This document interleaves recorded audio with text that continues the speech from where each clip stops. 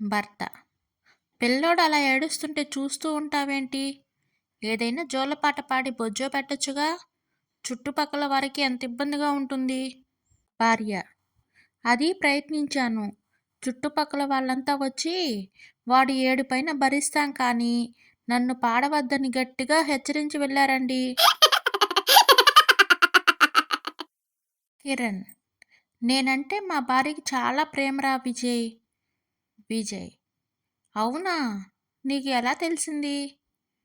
కిరణ్: ఇవాళ ఉదయం ఉల్లిపాయలు కోస్తున్నప్పుడు నా కళ్ళల్లో నీళ్లు చూసి బాధపడిపోయి, ఏమండి, మీ కళ్ళల్లో నీళ్లు నేను చూడలేను, ఈ ఉల్లిపాయలు నేను కోస్తాను, మీరు వెళ్ళి అంట్లు తోమి బట్టలు ఉతకండి అని చెప్పింది.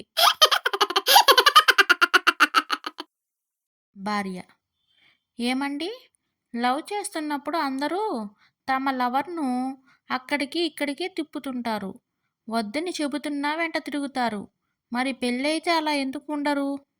భర్త: బోనులో పడే వరకే ఎలుక బోను చుట్టూనే తిరుగుతుంది, ఒకసారి పడిన తర్వాత ఇక బయటకు రాదు కదా.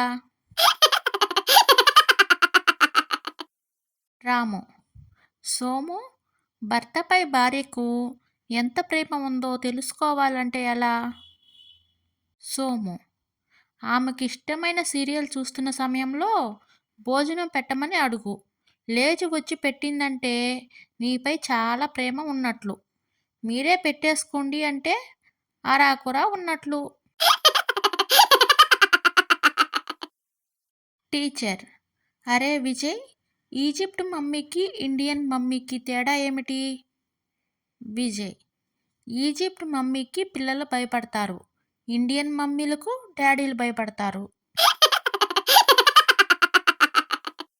సోము: నేను అనుకోవాలే గాని చేయలేనిదంటూ ఏది ఉండదు తెలుసా?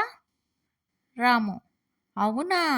నేనొకటి చెబుతాను, అది చేసిన తర్వాత చెప్పు, నమ్ముతాను. సోము: ఏంటది? రాము: ఏమైనా తింటున్నప్పుడు తుమ్ము వస్తే నోటు నుంచి ఏది కింద పడకుండా తినాలి.